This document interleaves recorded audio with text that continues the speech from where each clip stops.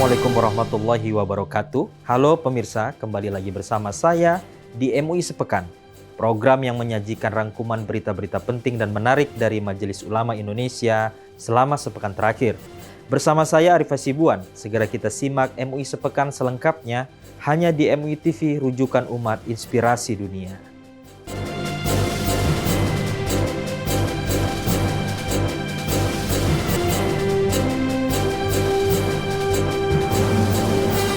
Kita masuk berita pertama pemirsa. Ketua Umum Majelis Ulama Indonesia Kiai Haji Anwar Iskandar mengajak seluruh umat Islam dan masyarakat Indonesia untuk senantiasa mensyukuri nikmat kemerdekaan yang telah diraih bangsa selama 80 tahun dengan menjaga persatuan, memperkuat iman, serta mengisi kemerdekaan melalui karya nyata yang bermanfaat bagi umat dan bangsa. Berikut pernyataannya. Assalamualaikum warahmatullahi wabarakatuh. Bismillahirrahmanirrahim. Alhamdulillahi rabbil alamin. Allahumma salli ala sayyidina wa maulana Muhammad wa ala alihi wa ashabihi ajma'in wa ba'du. Bersama ini atas nama seluruh Dewan Pimpinan Pusat Majelis Ulama Indonesia dan seluruh pimpinan Majelis Ulama Indonesia, daerah tingkat 1, daerah tingkat 2, seluruh Indonesia menyatakan dirgahayu, selamat hari ulang tahun kemerdekaan Republik Indonesia yang ke-80. Bersama ini pula saya ingin mengajak kepada kita semuanya untuk memaknai kemerdekaan ini dengan pertama, selalu mengingat bahwa kemerdekaan Indonesia ini adalah rahmat yang telah diberikan oleh Allah Subhanahu wa Ta'ala kepada kita, selain juga pasti adalah hasil perjuangan para patriot bangsa, perjuangan para pahlawan-pahlawan kemerdekaan, dan perjuangan seluruh rakyat dan bangsa Indonesia. Oleh karena itu, selanjutnya saya ingin mengajak untuk mensyukuri nikmat kemerdekaan yang telah diberikan oleh Allah kepada kita ini dengan meneguhkan kesetiaan kita kepada Negara Kesatuan Republik Indonesia yang merupakan konsensus kesepakatan dari seluruh pendiri bangsa yang terdiri dari tokoh-tokoh yang mewakili seluruh rakyat Indonesia dan terdiri dari latar belakang yang berbagai-bagai. Kesetiaan ini penting, apapun yang terjadi di antara kita, tapi kesetiaan kepada negara bangsa, Negara Kesatuan Republik Indonesia harus tetap utuh. Selanjutnya, tentu syukur kita atas kemerdekaan ini kita lakukan dengan bekerja keras untuk melakukan pembangunan di segala bidang menuju sebuah bangsa dan negara yang adil dan makmur, yang diridhai oleh Allah Subhanahu wa Ta'ala, negara yang maju, negara yang beradab, negara yang baldatun thayyibatu wa rabbun ghafur.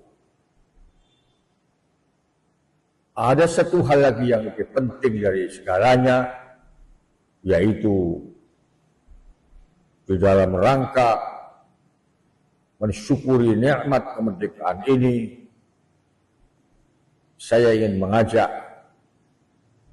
untuk terus merajut persatuan dan kesatuan bangsa, untuk menjadikan bangsa yang Bhinneka Tunggal Ika ini menjadi bangsa yang utuh, maju bersama demi kesejahteraan kita semuanya.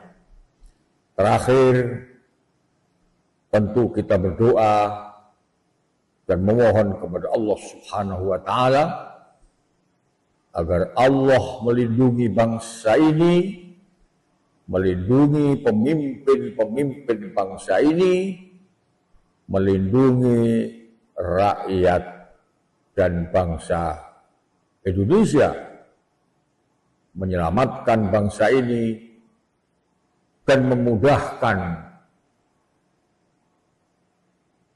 pemimpin dan bangsa ini mencapai sesuatu yang dicita-citakan atas ridho Allah Subhanahu wa Ta'ala. Amin ya rabbal alamin. Wallahu yuwaffiquna ala ma yuhibbu wa yarda. Selamat berulang tahun yang ke-80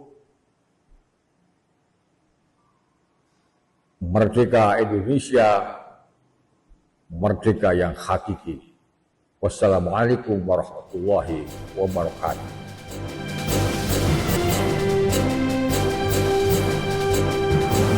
Kita beralih ke berita selanjutnya pemirsa. Lembaga Seni Budaya dan Peradaban Islam akan menggelar Lomba Cipta Lagu Anak Indonesia sebagai upaya menumbuhkan kembali kecintaan generasi muda terhadap lagu-lagu bernuansa Islami. Kegiatan lomba ini dilakukan sekaligus untuk memperkuat karakter dan akhlak mulia melalui karya seni yang edukatif dan menyenangkan. Karena sekarang lagu-lagu anak yang beredar, itu sudah banyak lagu-lagu anak orang dewasa yang dinyanyikan oleh anak-anak. Maka kita ingin anak-anak itu kembali melagu cinta kepada lagunya anak-anak.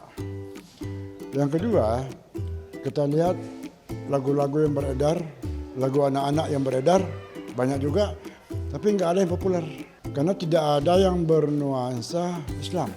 Nah, maka kita membuat lomba cipta lagu anak Indonesia yang bernuansa Islam dan bisa dipopulerkan.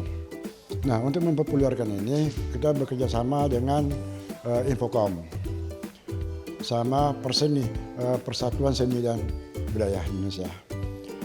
Nah, selanjutnya nanti setelah ini selesai, ini pada hari ini yang sudah mendaftar itu 30 dan sudah berlangsung seleksi tahap 1.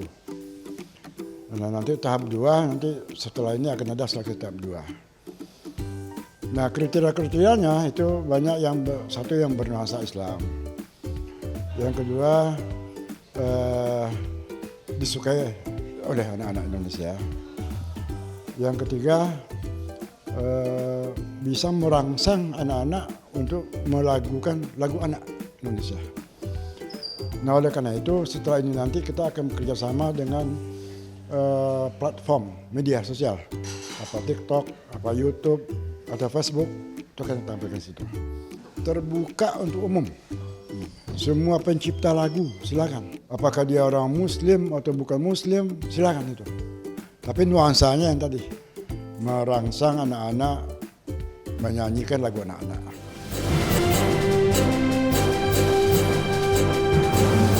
Majelis Ulama Indonesia menyayangkan meluasnya viral pernyataan Menteri Keuangan yang dinilai menimbulkan keresahan di tengah masyarakat. MUI mengingatkan agar pejabat publik lebih berhati-hati dalam menyampaikan pandangan karena setiap ucapan dapat berimplikasi luas dan mempengaruhi stabilitas sosial maupun kepercayaan publik. Bahwa guru itu sudah banyak bebannya, tentu harus diringankan bebannya guru oleh negara. Karena amanah konstitusi bahwa kecerdasan masyarakat itu menjadi tanggung jawab negara. Jadi bukan beban tapi menjadi tanggung jawab.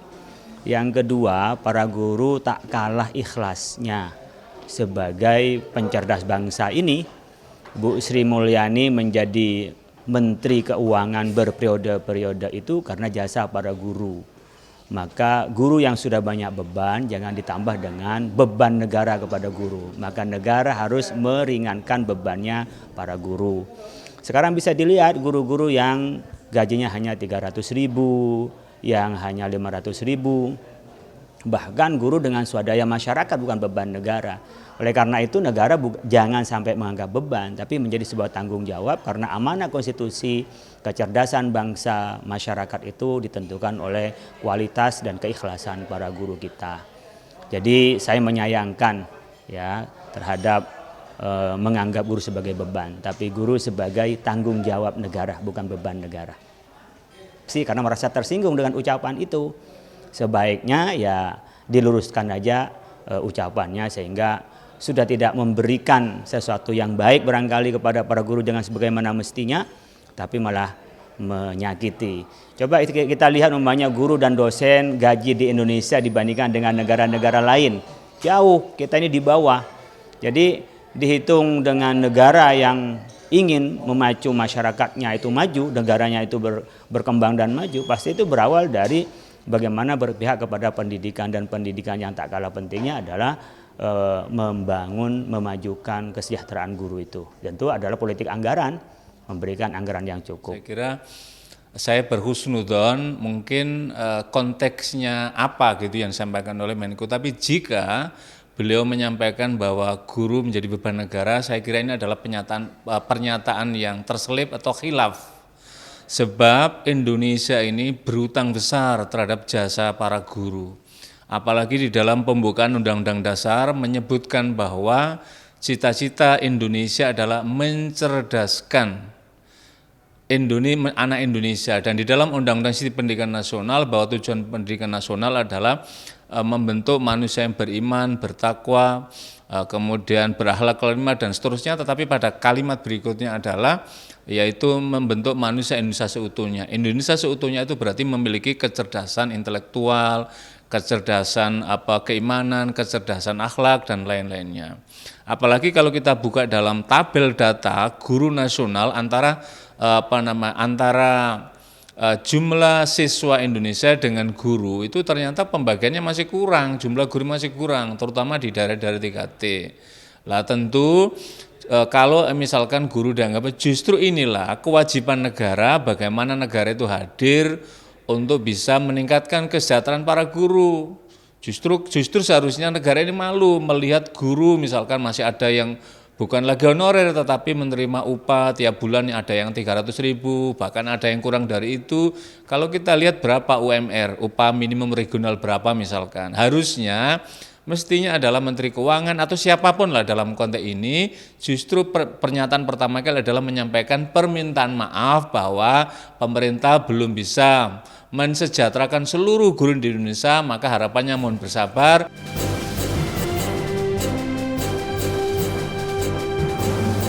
Pemirsa, Lembaga Pentasih Buku dan Konten Keislaman MUI terus mendorong peningkatan literasi umat dengan menggelar pelatihan standarisasi bagi para akademisi, ormas Islam, dan para pentasih buku. Hal ini dilakukan guna memastikan konten keislaman yang beredar di masyarakat sesuai dengan kaidah syariah, akurat, dan mampu menjadi rujukan yang terpercaya dalam memperkuat wawasan keagamaan. Dan informasi ini sekaligus mengakhiri jumpa kita dalam MUI Sepekan pada episode kali ini. Akhir kata, saya Arif Hasibuan mewakili seluruh kru yang bertugas mohon undur diri. Terima kasih atas perhatian Anda. Tetap saksikan MUI Sepekan hanya di MUI TV, rujukan umat inspirasi dunia. Wassalamualaikum warahmatullahi wabarakatuh. Pelatihan ini sangat penting. Kenapa penting? Karena pertama, secara umum tingkat literasi masyarakat Indonesia dibanding dengan negara-negara lain masih dipandang rendah. Rendah kenapa? Karena kemampuan kita melakukan literasi dalam konteks 4M, yaitu membaca, menulis, memahami, dan mengimplementasikan, itu belum dilakukan secara maksimal. Jadi 4M ini harus menjadi solusi untuk memperbaiki tingkat literasi kita. Pelatihan ini tentu diharapkan memberikan output yang baik kepada para peserta, yaitu saya tadi mengatakan karena ini pelatihan standarisasi, maka dia harus memiliki standar ya. Pertama, standar proses. Jadi peserta tentu melalui proses-proses yang baik untuk memahami materi ini. Yang kedua adalah standar isi atau konten dari pelatihan ini. Dan yang ketiga adalah standar kompetensi. Nah, standar kompetensi ini bisa dibagi dua. Ada yang disebut dengan kompetensi yang bersifat substansi dari materi-materi tadi. Ada yang kedua disebut dengan kompetensi metodologi. Jadi harus diperkuat metodologinya dalam rangka apa? Dalam rangka memahami materi-materi pelatihan. Karena dalam ilmu pesantren itu disebutkan at-thariqah ahamu minal maddah. Metodologi itu penting, jauh lebih penting dari isinya. Jadi isinya itu akan beriringan, menarik ketika metodologi yang dibuat atau digunakan itu bisa memperkuat tingkat literasi kita dalam rangka mencerdaskan para pembaca.